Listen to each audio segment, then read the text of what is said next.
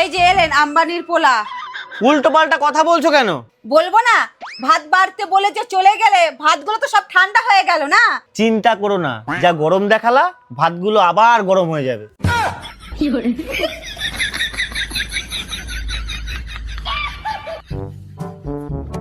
তুই আবার কোথায় আছিস? একটু বন্ধুদের সাথে আড্ডা দিতে যাচ্ছি। এখন গিয়ে আবার গিলবি না? না মা, এখন আর খাই না। তুই একটা কাজ কর, তোর বন্ধুদেরকে ডেকে নিয়ে আয়, আমি আজকে সবাইকে খাওয়াবো। তুমি কি পাগল হলা নাকি? কতগুলো টাকা। তুমি চুপ করো। হুম?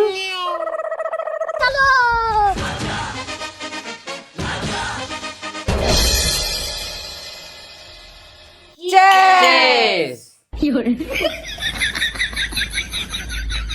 মা, চায়ে চিনি কম হয়েছে।